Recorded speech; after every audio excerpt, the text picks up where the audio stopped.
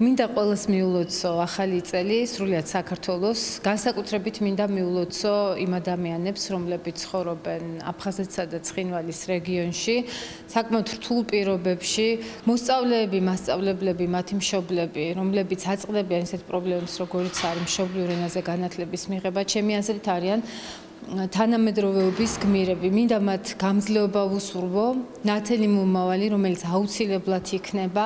ასევე მინდა განსაკუთრებით მიულოცო დევნილებს აფხაზეთისა და ცხინვალის რეგიონებიდან. ეს ადამიანები მართლაც ასევე არიან თანამედროვეობის გმირები, იმიტომ რომ ძალიან რთულ პირობებში ისინი ახერხებენ იმას, რომ ყველაფერი გააკეთონ საკუთარ შვილებს უკეთესი მომავალი მისცენ, იმ იმედით, რომ ისინი დაბრუნდებიან საკუთარ სახლებში, რასაც ჯერჯერობით ვერ ახერხებენ, მაგრამ მე დარწმუნებული ვარ, ეს არის მათი განუყოფელი უფლება და აუცილებლად დადგება ის დრო, როდესაც მათ ეს შეეძლებათ.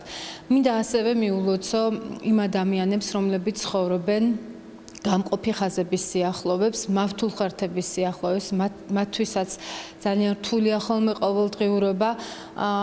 მინდა გითხრათ, რომ მავთულ ხლართები, კედლები, ყოველგვარი ხელოვნური გამყოფები არის დროებითი და ისტორიას არაერთხელ უნახავს, რომ ასეთი კედლები ინგრევა.